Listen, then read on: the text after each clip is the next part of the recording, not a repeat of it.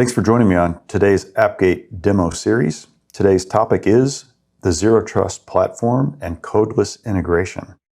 We pride ourselves in being an API-enabled platform, both inbound and outbound. What that means is that we can make outbound API calls to other platforms, other systems, and other systems can make inbound API calls to Appgate. The benefit to our customers with this concept is that you can use Appgate to integrate technologies you've already made investments in that don't otherwise integrate with each other. So imagine the idea of making an API call to CrowdStrike to determine the posture, the health score, the posture score of a particular end user's device, and using that score in Appgate to decide whether or not you trust that user and that device at this moment. Well, that's exactly what we've done. Traditionally, that would require some coding, right? So if I was recording this demo 6 months ago, I would have said, yeah, I've got a way to do that. You can write your code, you can stick that code in a certain place, and Appgate can make that outbound API call, but you need to write the code. Well, in the last 6 months, we've now released something called the Zero Trust platform. And in the Zero Trust platform, one of the huge benefits is that we've taken that code, the idea of the code that's required to make those calls, and standardized it in such a way that our customers can take advantage of it without actually having to write any code. Let's take a look at what that looks like. So if I go in and open a new window here and show you my Zero Trust platform console, I'm going to go ahead and sign in to that console. This is a cloud-based service that we've added to the Appgate world. It runs up on one of the major cloud providers, one of the regions, couple of regions. Everything's redundant and always available. But the point is, there's a couple of different features and functions available through that ZTP platform. The first I want to point out is the concept of the SDP collectives. Yes, I do have one SDP collective identified here. This is my demo environment. But from here, I have the ability to understand, what version is it, how is it deployed. It's self-hosted in this case, so I've deployed it myself. I'm managing the controllers. I'm not relying on Appgate, the company, to manage anything. But I have registered it with the ZTP platform so that I can take advantage of some of these integrations. And so I can very easily add another collective. So if I want to do some testing, I can very quickly spin up a couple of controllers leveraging the Appgate ZTP environment. Those controllers will be in that ZTP environment. I can do my testing, shut them down, make it blow up, do whatever I want to do. But it's a great, quick, easy way to get some Appgate controllers out into the world. An add-on to this, an optional add-on for customers is since we give the ability to our customers to deploy their controllers in this Appgate ZTP platform, we can also manage those controllers for them. So what that means is that we'll actually provide a 24/7 monitoring staff. We'll give the customer an SLA on those controllers' availability, their redundancy. We'll take care of their upgrades whenever we come out with patches or upgrades to next versions. We'll take care of those for the customer. They don't have to worry about it. Of course, this is all coordinated with times that are appropriate for them. But the point is that we'll manage the overall health of that environment. It's still up to the customer to manage the individual policies and entitlements that are defined within that environment. And then some edge use cases where they've got gateways deployed in various data centers or connectors and things like that. We'll work with them to get those things pushed out to those environments. But that's another add-on that's associated with this ZTP platform itself. But that's not why I started this demo. The other interesting thing is what I tend to call codeless integration. So think of an idea, again, you've made an investment in a particular product or platform, and you trust that product or platform because it's good at what it does. You've made that investment, and it generates information that might be useful if you could use it in different ways. Think about CrowdStrike, for example. The Falcon agent running on a local machine has the ability to evaluate that local machine and determine whether or not it's trustworthy. This might be based on hard drive encryption, local firewall being enabled, its location, things like that. And that information can be fed back to CrowdStrike. Right. So great. It's sitting on the CrowdStrike console. Some CrowdStrike administrator for my company has access to it, and they can react to any yellow alerts or red alerts on that CrowdStrike console. But wouldn't it be better if I could use my north-south access control tool called Appgate, SDP, to dip into that CrowdStrike database and say, I see a user trying to authenticate. Here's his device ID. What do you think of it, CrowdStrike? Is it trustworthy? That's exactly what we're accomplishing with these risk rule engines. We have several different vendors that we've integrated so far. In fact, you can see that we've got the McAfee, Trellix, mVision integration done as well. We've got a couple of CrowdStrike options. One's with their old-fashioned CrowdStrike Insight, and another is with their newer CrowdStrike ZTA platform. And then we've got another built-in checker that we've created called the OS checker. Basically allows you to define how many versions back for a current operating system that you deem worthy of access. And so the idea of configuring these adapters is very simple. Really, all you're going to have to do in the CrowdStrike one, for example, is point it to a particular CrowdStrike region, give it your client ID and some API keys. And again, you create these API keys in your own CrowdStrike environment. And that enables the ZTP platform to make those calls. And from there, you do the risk mappings, right? So CrowdStrike returns a score between 0 and 100 of the risk of that device. The closer to 100, the least risky you are. Appgate, inside the Appgate collective, we tend to want to think of things as low risk, medium risk, or high risk. So we grant the low risk things a score of 1, medium is 2, and high risk is 3.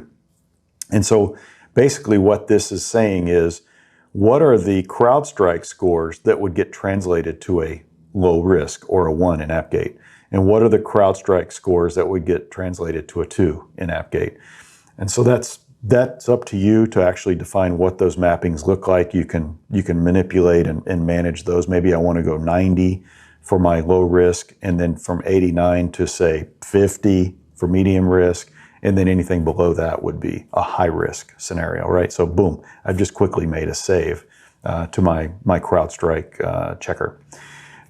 All right, so that's easy enough, right? So here's what happens. Once you get your collective connected to your ZTP environment, and you go in and define the CrowdStrike adapter, from there, every time a user logs in, your controller will make that call to ZTP and say, hey, I've got a user here. Here's what you need to make the call to CrowdStrike. Go make the call. So ZTP will make the call to CrowdStrike, return the result, and then send that data back down to Appgate. So on the Appgate side, when the user connects, that information will get populated in a claim, right? Remember, the claims are effectively variables that come back as a result of the posture checking. So we have a special claim in here that we call AG.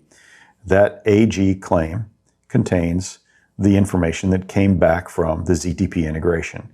So here's the Falcon Insight that I have in just as an example. It's not really doing anything, but I couldn't find a matching reference in the CrowdStrike in the CrowdStrike Insight console. So I defaulted to a score of 3, high risk.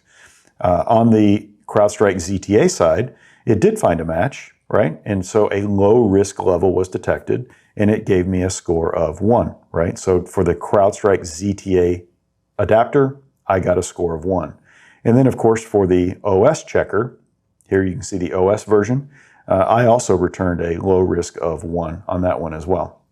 So the beautiful thing is here, I could have multiple adapters, and I can actually leverage the individual scores from these individual adapters. I might have an overall threat posture coming out of CrowdStrike saying, overall, do I trust you? Are you low risk? But there might be some very specific applications that are sensitive to the operating system version. So I might use the OS checker results to decide whether or not I trust you for particular applications. So let's look at how that shows up. Now that I've got these elements of data, remember this is in a claim called AG, and then I've got risk, and I've got different named adapters. Well, inside of Appgate, when you define a policy, this is where you can use these scores. So if I create a new access policy, I can very quickly and easily zoom in on the ZTP risk rule. I can select which risk rule I want to apply.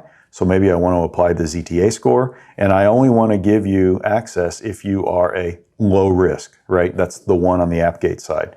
Check. And if you meet that criteria, then I'll give you access to, any entitlement tagged, AWS, for example. So you'll get access to whatever has an AWS tag on it.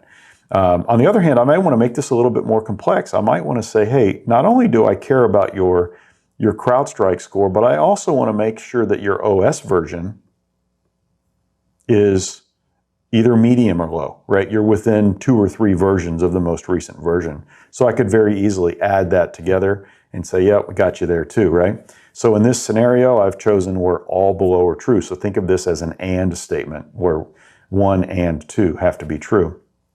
I might say, oh, no, wait a minute. Actually, if you're a low risk or you're on a recent operating system, I know that's pretty not realistic, but if maybe that's a scenario, I could change this to an any statement. So now imagine that this is a big or between these two concepts. So if you're a low risk from CrowdStrike or you're on a pretty recent OS, then I'll give you access to all of these entitlements. So again, the idea here is using these adapter results in your policies to define whether or not a user is trustworthy to reach certain applications. But this isn't the only place that you can use this. Another place that you can use it is in something called a condition. Remember, conditions are those last-minute rules that are applied to a user that go above and beyond the policy. So a policy defines what a user has access to. The condition ensures or makes sure at the last minute that the user still qualifies. So I can also leverage those same concepts in the condition access criteria and say, look, I'm going to grant you access because your CrowdStrike score is low. That's from the policy side. But I'm going to make sure when you actually access the application that CrowdStrike still thinks that your risk is low.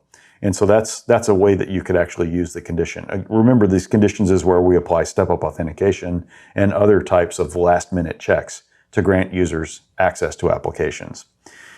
Finally, there's even a third concept where this information can be used.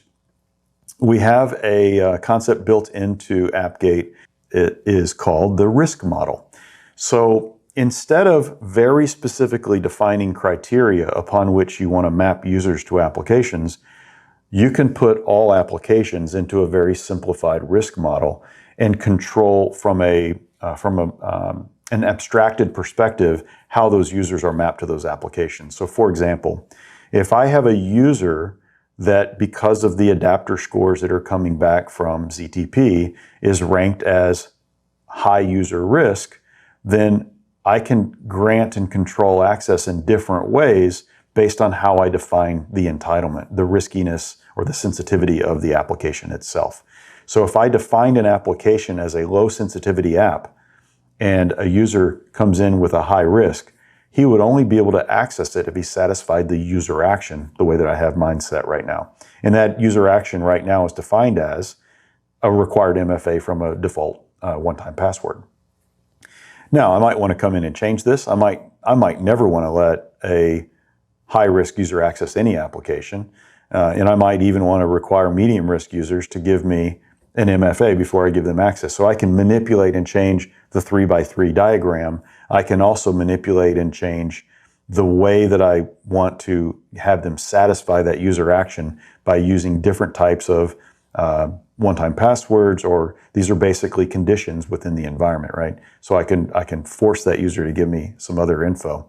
I can even ask them to give me passwords from another identity provider as a way of actually bypassing the riskiness of them accessing a particular application. So that's even yet another way that I can use the results from the ZTP adapter in the Appgate environment. Thanks for joining me.